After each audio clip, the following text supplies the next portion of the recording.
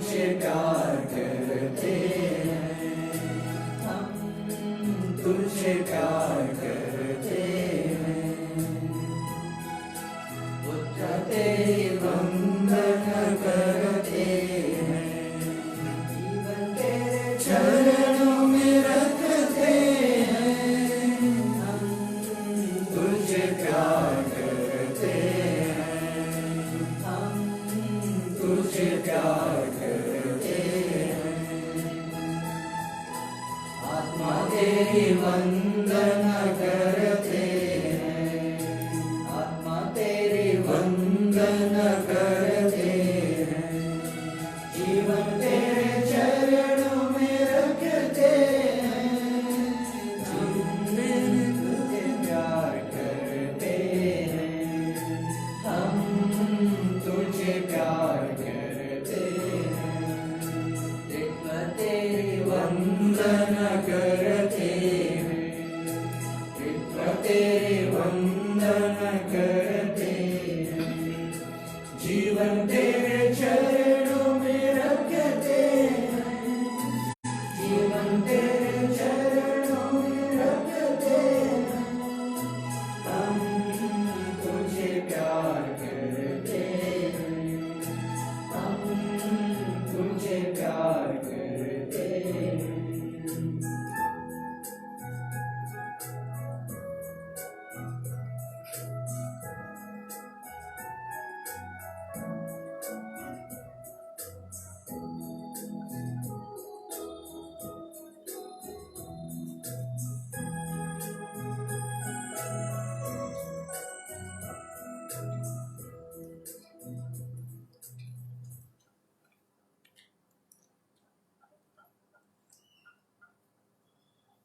इस पवित्र घड़ी में आप माता पिता भाई बहनों का हार्दिक स्वागत है।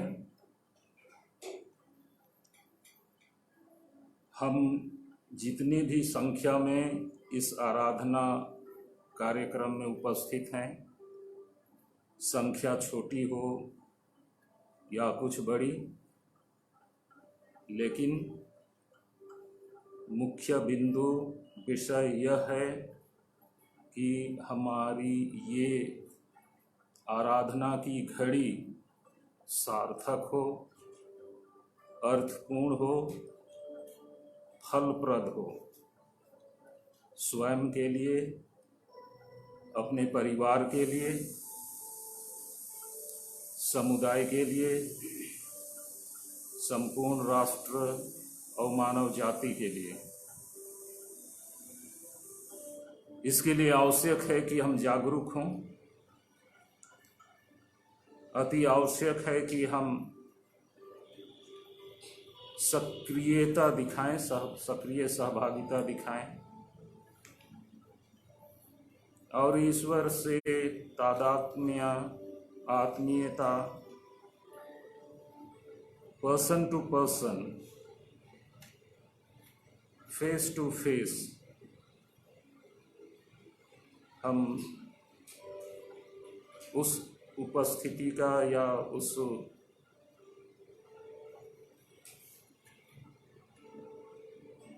ईश्वर के सामने उस रूप में साक्षात्कार की कामना करें और उसे मूर्त रूप देने का आइए हम पूरा यत्न करें।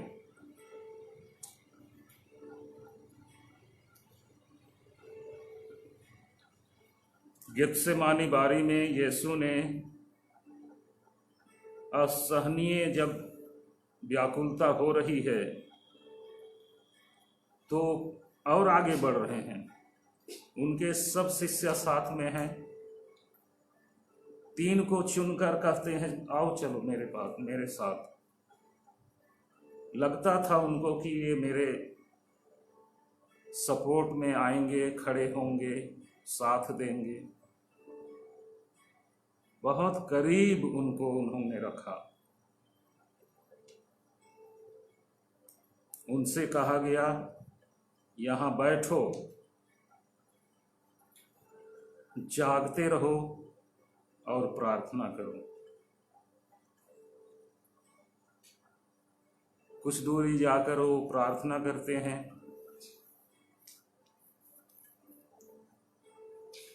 उनकी व्याकुलता बढ़ती जाती है, घबराहट बढ़ती जाती है।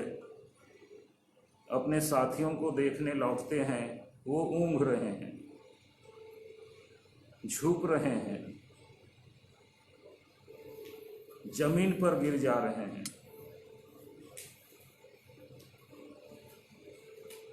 दूसरी बार फिर आते हैं और उसी स्थिति में पाते हैं, और उनसे प्रश्न है, सवाल है, तुम घंटे भर भी मेरे साथ नहीं जाग पाए, तुम घंटे भर भी मेरे साथ नहीं जाग पाए। आराधना की अवधि ही लगभग 1 घंटे की होती है। उसी गेत्सेमानी बारी में यीशु की जो आकुल व्याकुलता की स्थिति है, उसमें उनका साथ देने के लिए, उनका हौसला बढ़ाने के लिए, कि वो हमारी प्रार्थना के साथ हमारी उपस्थिति में अपने दुख को हल्का देख सकें, हल्का अनुभव कर सकें।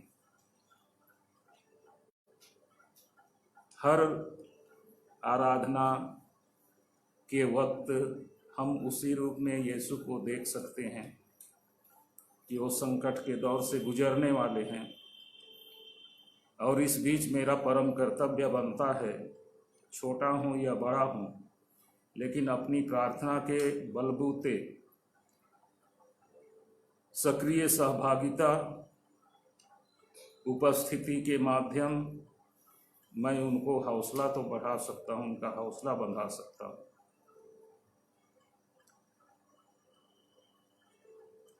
इस पावन संध्या वेला के लिए एक थीम है, एक विषय है इस आराधना में प्रवेश करने और इस अवधि को व्यतीत करने का। वो विषय है, वो थीम है पिता।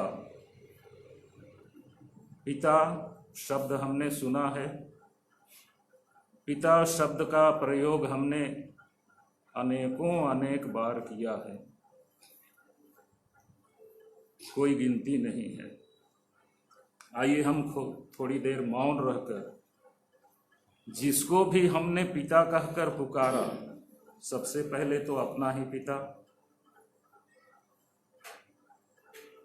वो पिता अपने सामने हैं, अपने बीच में हैं, वो पिता कहीं अन्यत्र हैं, गांव में हैं, घर में हैं, वो पिता और कहीं हैं या स्वर्गवासी हो गए हैं। उनके साथ कोई अंतरंग संबंध जिसकी हम याद कर सकते हैं, जब उसने शेर के जबड़े से हमको छुड़ाया, जब उसने बहती जलधारा बाढ़ से हमें खींच बाहर किया, कुछ अनहोनी हो रही थी और उसने हाथ बढ़ाया और सुरक्षा प्रदान की। शक्ति का केंद्रीय स्थल पिता, पावर ताकत का केंद्र बिंदु पिता। उस रूप में हम उस पिता को देखें, अपने पिता को देखें। हो सके तो हम उनसे वार्तालाप करने का प्रयास करें, हो सके तो हम उनको उनके उस महान कार्य के लिए धन्यवाद शब्द उच्चारें।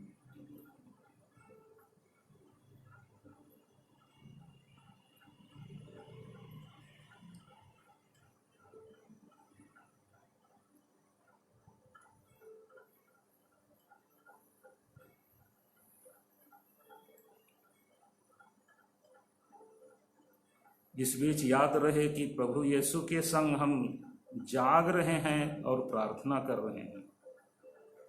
ये पिता जिस पर हम अभी चिंतन कर रहे हैं, यही पिता उस पिता के प्रतिनिधि हैं जिसको हम ढूंढने वाले हैं।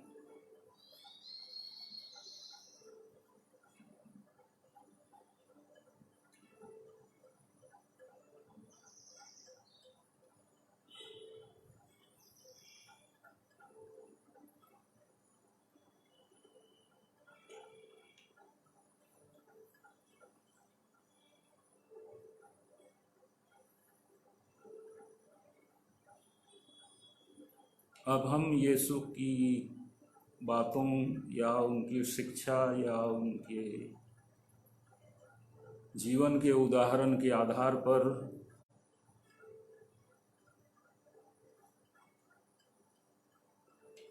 उनका स्वरूप देखने का प्रयास करें, जिनके साथ उन्होंने अंतरंग संबंध स्थापित करने का पूरा प्रयास किया। पूरी रात वो बराबर एकांत स्थान में जाकर प्रार्थना में व्यतीत करते थे, पूरी रात।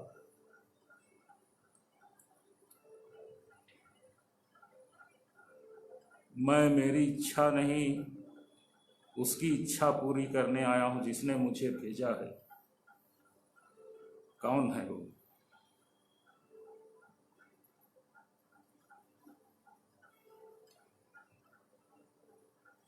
पिता ने जिन्हें मुझे सौंपा है, उनकी हार्दिक इच्छा यही है कि मैं उनमें से किसी का सर्वनाश ना होने दूं, बल्कि अंतिम दिन उन्हें पुनर्जीवित करूं।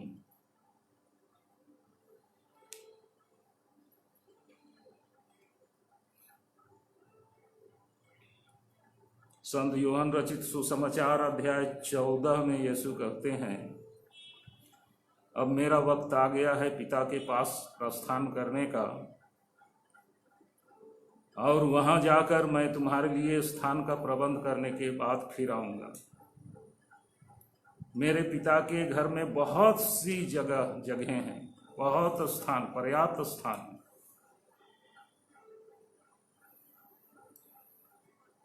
तुम लोगों के लिए स्थान का प्रबंध करने के बाद फिर आऊंगा। मैं सही बात बोल रहा हूं, अगर गलत हो या झूठा हो तो ऐसा मैं नहीं बोलता। जो हैं या उनकी ओर, पिता की ओर संकेत जो हैं, हम उन पर गहराई से चर्चा करें, मनन चिंतन करें और उनके माध्यम प्रार्थना करें। इसके पहले हम एक गीत गाएंगे।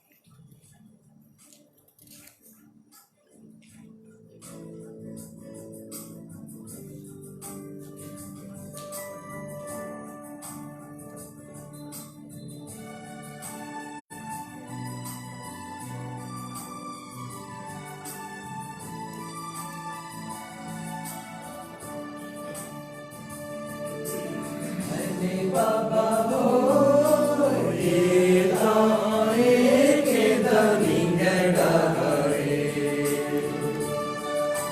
घर में बाबा हो ये तारे के दरिंगड़ा रे, गड़ा बाबा साथे नुए ये मान सिखा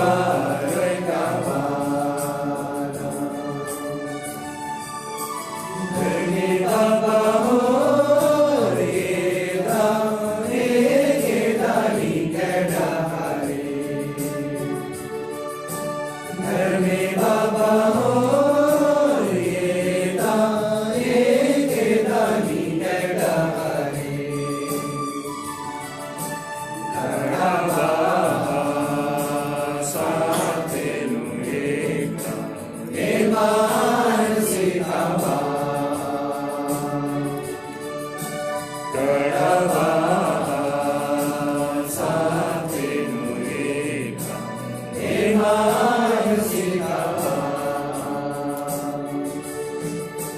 फूलों की बारिश का आनंद चुनानी तनी गुना को चुनु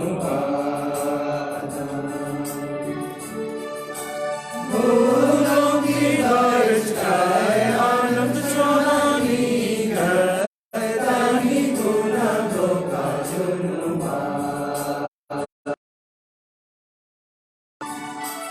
ये है परियांत ये मयूरी मागदो नोरा चीचा मोरेरा ये मैं परियांत ये मयूरी मागदो नोरा चीचा मोरेरा धर्मी बाबा हो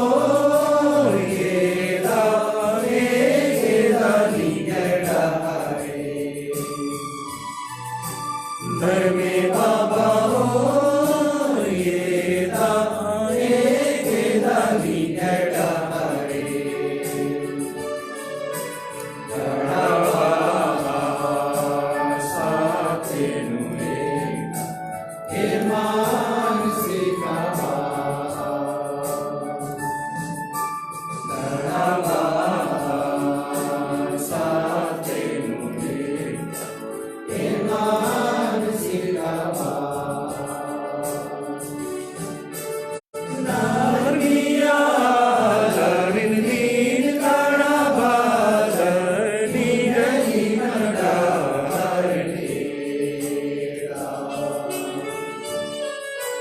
नारिया लरिन नीन काड़ा बाजनी गई नड़ा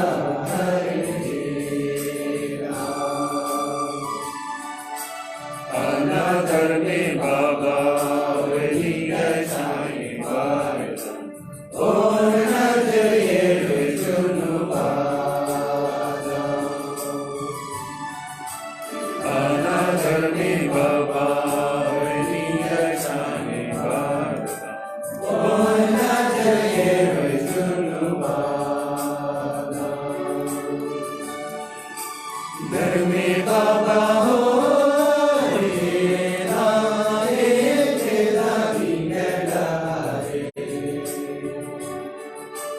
धर्मी बाबा हो ये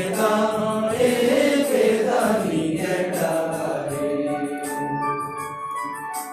गड़ा बाबा साथे नुए ये मानसी का गड़ा बाबा साथे नुए ये मानसी का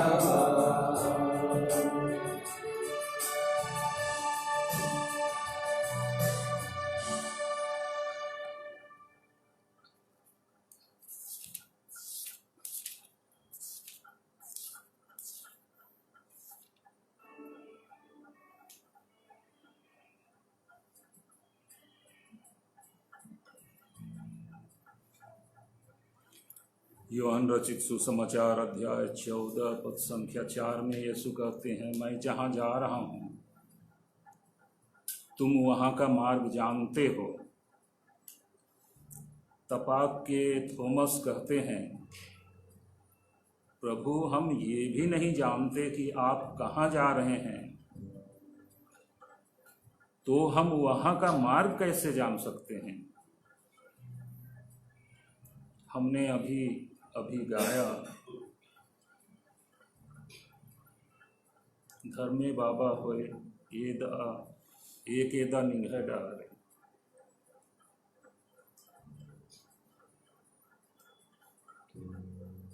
यीशु उत्तर देते हैं, मार्ग सत्य और जीवन मैं हूँ। योहन का सुसमाचार अध्याय 14 पद संख्या 6।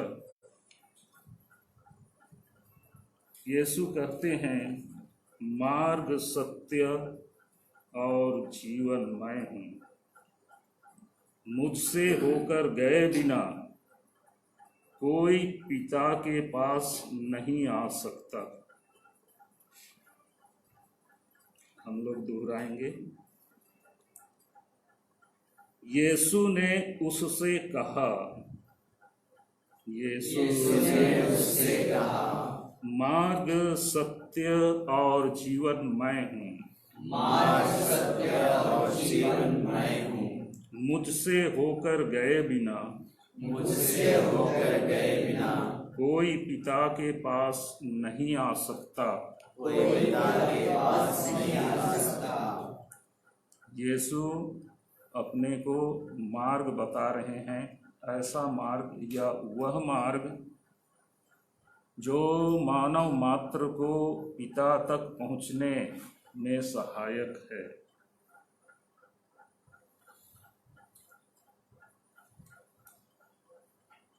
वो सत्य भी हैं और जीवन भी हैं। कई लोग अभी अचानक लॉकडाउन की स्थिति आने पर जो अपने गांव घर से सैकड़ों किलोमीटर दूर थे, वापस आना दूभर हो गया, ये कठिन काम हो गया। उनको मार्ग नहीं सूझ रहा है, वो सच्चाई नहीं जान पा रहे हैं और जीवन भी उनका आधा अधूरा। भूखे प्यासे चिंताओं में डूबे और कई लोग रोग से भी ग्रसित।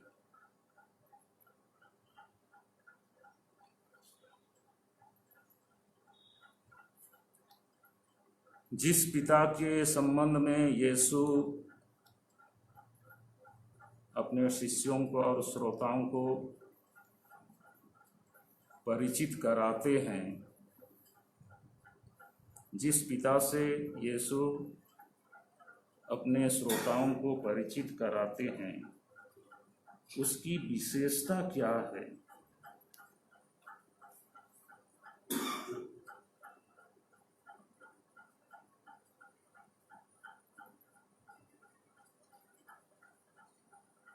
आमतौर पर हम जानते हैं कि वो सृष्टि करता है, वो पालनहारा हैं, संपूर्ण सृष्टि को संभाले हुए हैं, शक्ति के केंद्र हैं, जीवन के भी केंद्र हैं। लेकिन यीशु के मुख से हम क्या सुनते हैं? दो तीन संदर्भों पर हम चिंतन करें।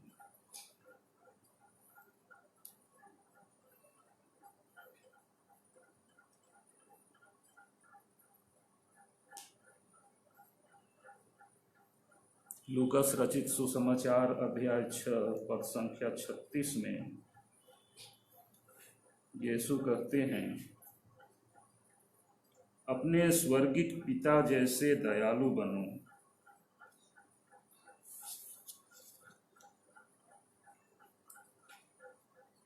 अपने स्वर्गिक पिता जैसे दयालु बनो।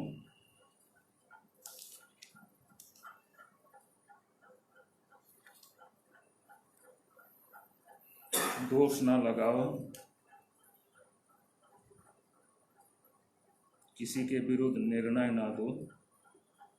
तो उसकी विशेषता है कैरेक्टरिस्टिक दयालुता।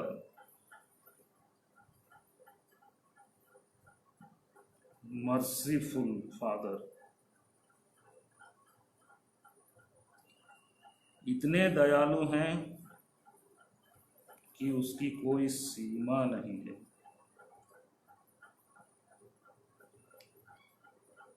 मत्ती का सुसमाचार अध्याय 11 पद संख्या 25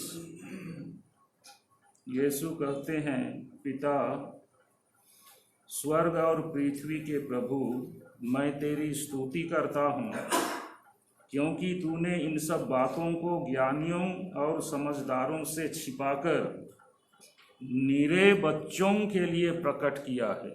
ये बच्चे कौन हैं?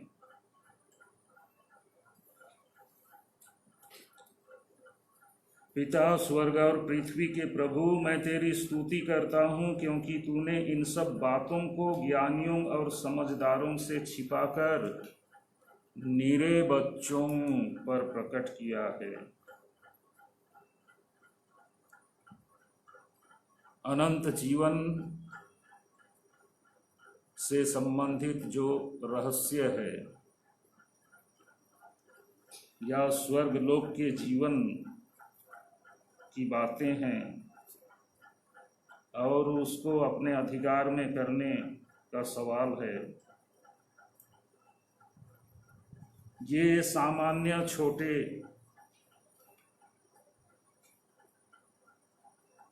कमजोर लोगों के बीच ये प्रकट किया गया है। कृपया मेरे पीछे दोहराइए। पिता स्वर्ग और पृथ्वी के प्रभु, पिता स्वर्ग और पृथ्वी के प्रभु, मैं तेरी स्तुति करता हूँ, मैं तेरी स्तुति करता हूँ क्योंकि तूने इन सब बातों को ज्ञानियों और समझदारों से छिपाकर निरे बच्चों पर प्रकट किया है। पिता की योजना देखिए, कमजोर लोगों के प्रति, जो झुके हुए हैं, जो गरीब हैं, जो दीन हैं, उनके प्रति अपूर्व है, अपार है।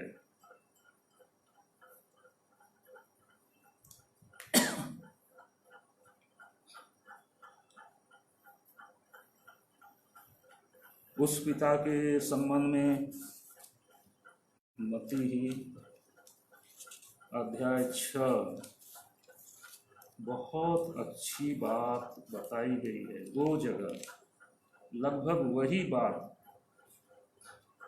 दोहराई गई है।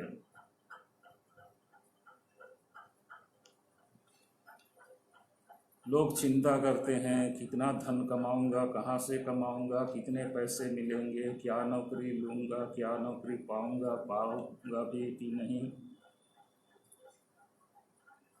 क्या मेरा व्यवसाय होना चाहिए, किसके साथ मिलकर करना चाहिए। लोग इस तरह की चिंताओं से जूझ रहे हैं, चिंताओं से बिल्कुल मक्कड़ जाल में, चिंताओं के मक्कड़ जाल में फंसे हुए हैं, उलझे हुए हैं। कई लोगों के लिए, जवान युवक युवतियों के लिए यही नौकरी का, काम धंधे का गंभीर सवाल है और उसके कारण परिवार में भी अशांति। कितने दिन ये बैठकर खाएगा, कितने दिन इसको संभालेंगे। और इन दिनों शादी ब्याह वगैरह भी एक कठिन दिवा स्वापन बनकर रह गया है कई लोगों के लिए।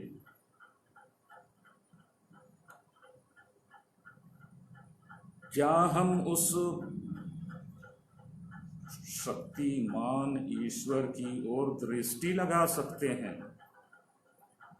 अगर आंख मूंदेंगे तो सारी पृथ्वी उसकी है और इस पृथ्वी की सतह के नीचे जो खदान है,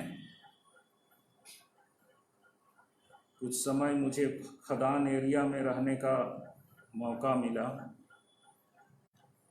एक एक व्यक्ति का सैलरी, आखिरी समय जब वहां से मैं निकला, एक सामान्य व्यक्ति पानी चलाता है, सीधे एक आधा घंटा वो अपने पांवों पर, दोनों पांव पर खड़ा नहीं हो सकता है, लाठी टेक कर चलता है। महीना पूरा हुआ कि नहीं 60,000 सैलरी उसके अकाउंट में आ जाता है।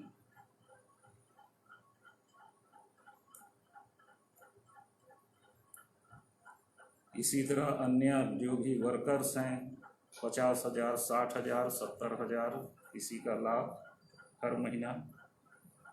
जो खजाना है नीचे कोयला, वो ईश्वर का है। कोयले के अतिरिक्त हीरा भी है और कीमती है, उसके अतिरिक्त सोना भी है, उसी तरह कीमती है, और दूसरे दूसरे बहुमूल्य रत्न हैं इस धरती पर,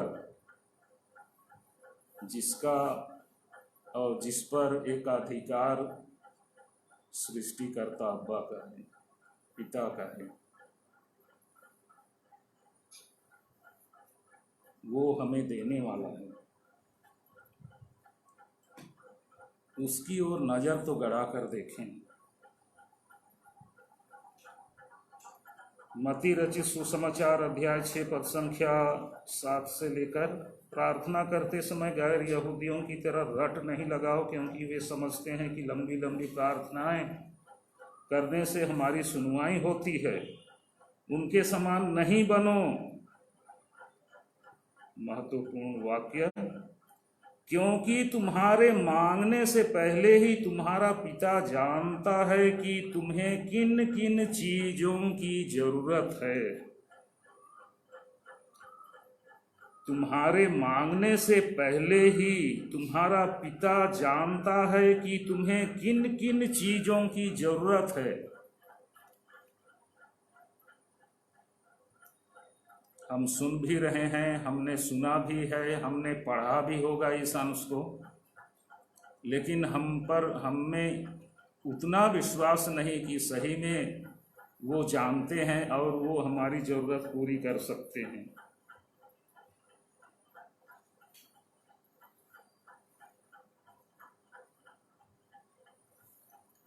हम इस वाक्य को दोहराएं, तुम्हारे मांगने से पहले ही तुम्हारा पिता जानता है कि तुम्हें किन किन चीजों की जरूरत है।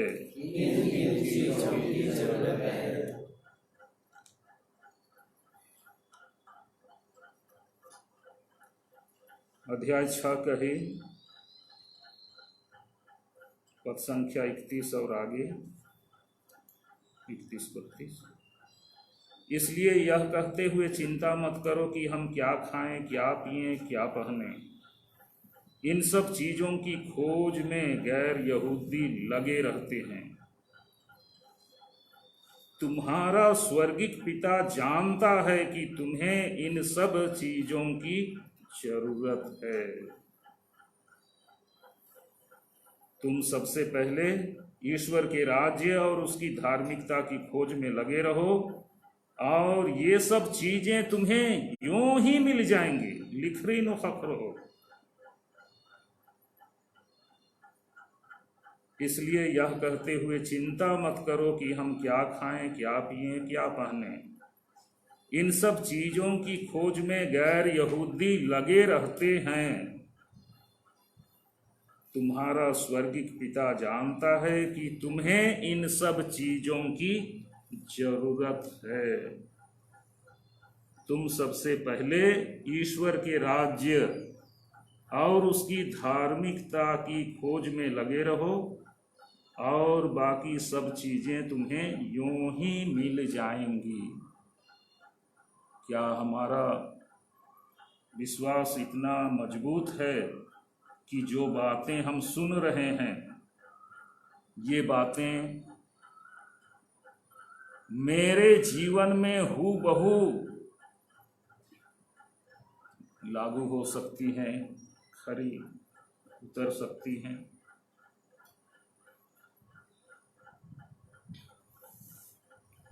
आइए हम अपना समर्पण करें, प्रभु को जो भी कमियां हैं चढ़ाएं कि वह हमें आशीर्वाद दें और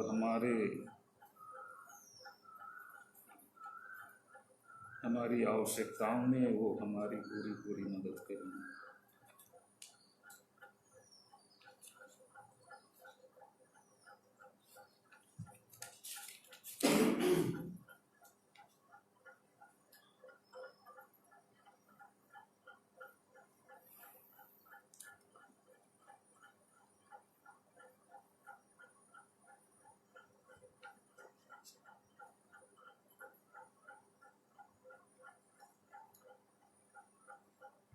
धर्मी बाबा ने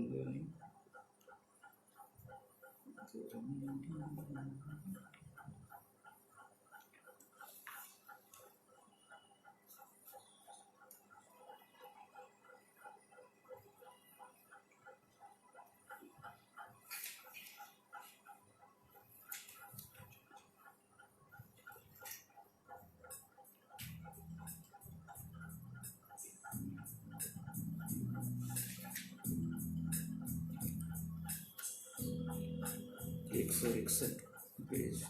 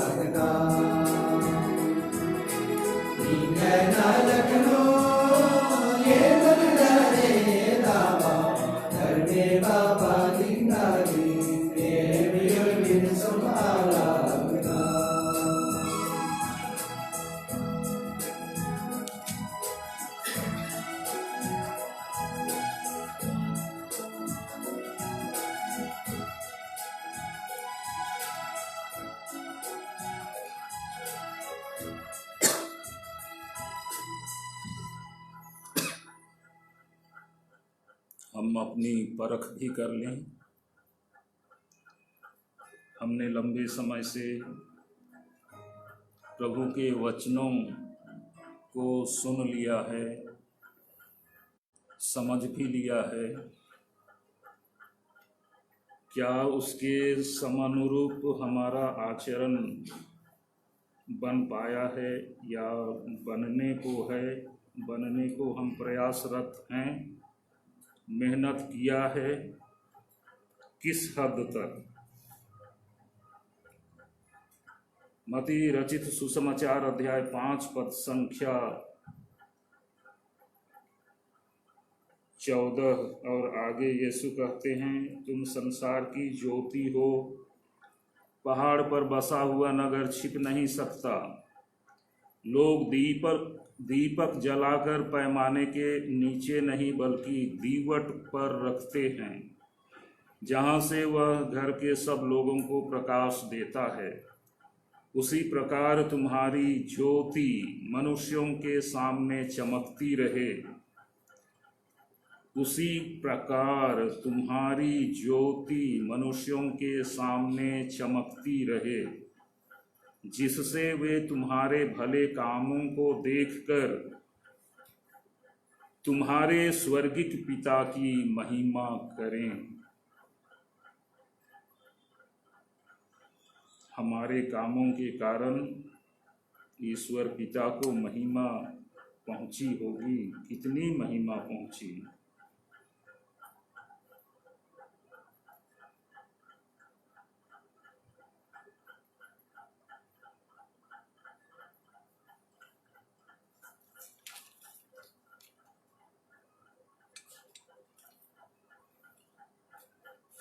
यीशु की कठिनतम शिक्षा अध्याय 5 का ही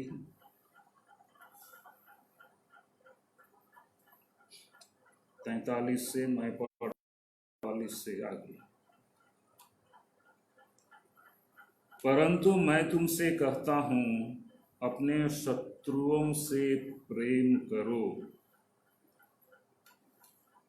परंतु मैं तुमसे कहता हूँ, अपने शत्रुओं से प्रेम करो, और जो तुम पर अत्याचार करते हैं उनके लिए प्रार्थना करो।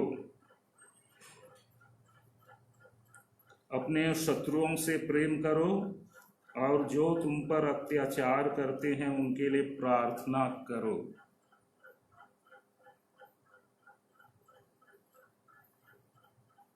यीशु के अनुयायी अवश्य इस बात पर गहराई से चिंतन करके कुछ ना कुछ इस दिशा में करने का कदम उठाने का प्रयास करेंगे। जो तुम पर अत्याचार करते हैं उनके लिए प्रार्थना करो, इससे तुम अपने स्वर्गिक पिता की संतान बन जाओगे।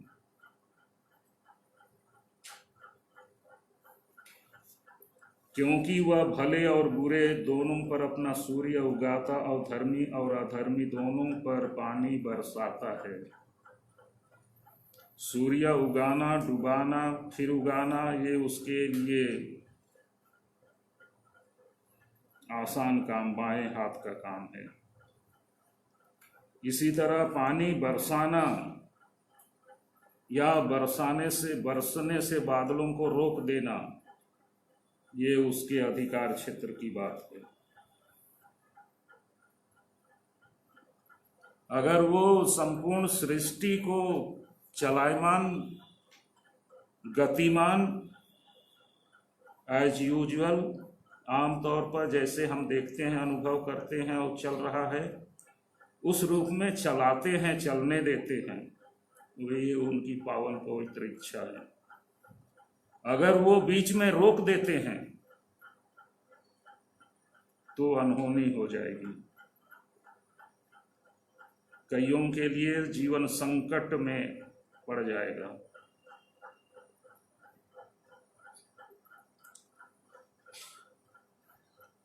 ये सब उनके अधिकार में है।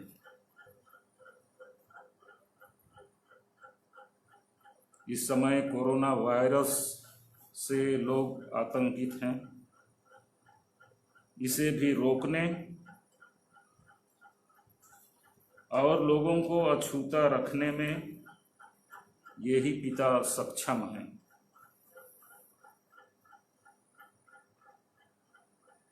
आइए हम उनको पुकारें जैसे कि प्रभु ने हमें सिखाया है, और इस प्रार्थना के पश्चात हम उनसे आशीर्वाद लें, और आज की रात्रि को हम पिता को लेकर स्वप्न में भी देख सकें। वो अपने पिता के रूप में हो, ईश्वर पिता हो, या हमको कोई देने वाला और संभालने वाला हो जो बराबर तत्पर है और हमको किसी भी संकट से, किसी भी अनिष्ट से सुरक्षा देने के लिए वो सक्रिय है, वो सजग है, जागरूक है, वो तत्पर है। हे हमारे पिता जो स्वर्ग में है, तेरा नाम पूजित किया जाए, तेरा राज्य आए, तेरी इच्छा जैसी स्वर्ग में वैसे पृथ्वी हो। हमारा प्रतिदिन आज हमें दे, और हमारे अपराध क्षमा जैसे हमें अपने दोषियों को दे, और हमें परीक्षा में डालना वैसे छुड़ा।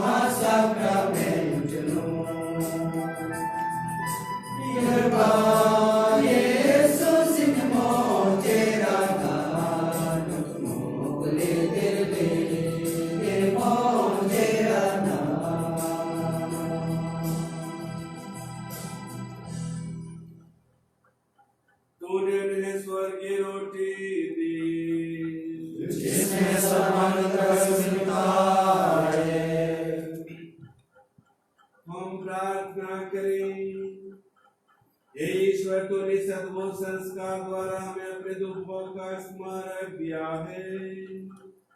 हमें अपने शरीर और लोगों के पवित्र भीड़ इस प्रकार आदर करने की कृपा दे कि हम मुक्ति का फल नित्य अनुभव करें। तू जो युगानुयुग जीता रहता और राज्य करता है।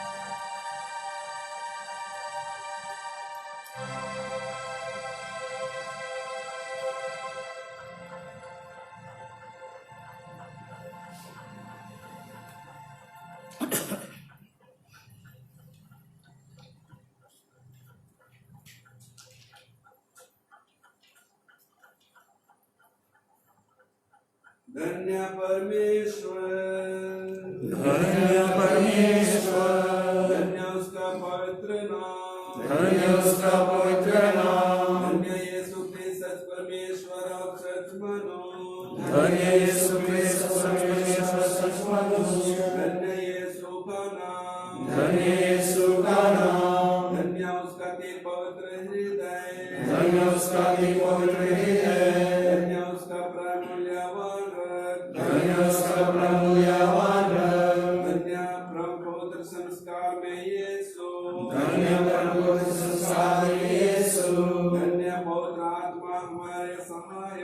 धन्य पवित्र आत्मा हमारे सहायक, धन्य अति पवित्र मरियम परमेश्वर की माँ, धन्य अति पवित्र मरियम परमेश्वर की माँ, धन्य उसका पवित्र और निष्कलंक गर्भागमन, धन्य उसका पवित्र और निष्कलंक गर्भागमन, धन्य उसका प्रतापी उद्ग्रहण, धन्य उसका प्रतापी उद्ग्रहण, धन्य कुमारी और माता मरियम का नाम, धन्य कुमारी और माता मरियम का नाम, धन्य उसका अति शुद्ध व संतियों से, धन्य उसका अति शुद्ध व संतियों से, धन्य अपने दूतों और संतों में परमेश्वर, धन्य अपने दूतों और संतों में परमेश्वर।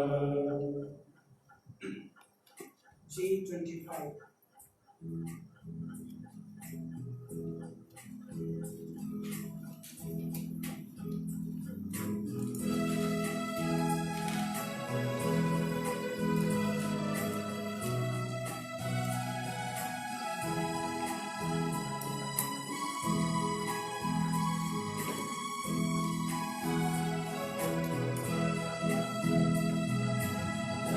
धन्यवाद प्रभु तुमको, मिले मुझे वरदान, बने सदा तुम कृपावान। धन्यवाद प्रभु तुमको, कैसे करूं अदा तुम्हारा, शब्द नहीं भगवान, कैसे करूं अदा तुम्हारा, शब्द नहीं भगवान। खड़ा हूँ बस तेरे ही द्वार, धन्यवाद प्रभु तुमको, जब जब तुमको बुलाता गया मैं, हरदम मुझ में समाता गया तू। जब जब तुमको बुलाता गया मैं, हरदम मुझ में समाता गया तू। किया रघुर मुझे भगवान, धन्यवाद प्रभु तुमको। तुमने इतना प्यार किया, बेटे जैसा दुलार किया। क्यों कर इतना प्यार किया, बेटे जैसा दुलार किया। धरा ही क्या मुझ में भगवान, धन्यवाद प्रभु तुमको। ये भी मिला और वो भी मिला, किया न कभी पापों का गिला। ये भी मिला और वो भी मिला, किया न कभी पापों का गिला। मन के मेरे ओ मालिक, धन्यवाद प्रभु तुमको, धन्यवाद प्रभु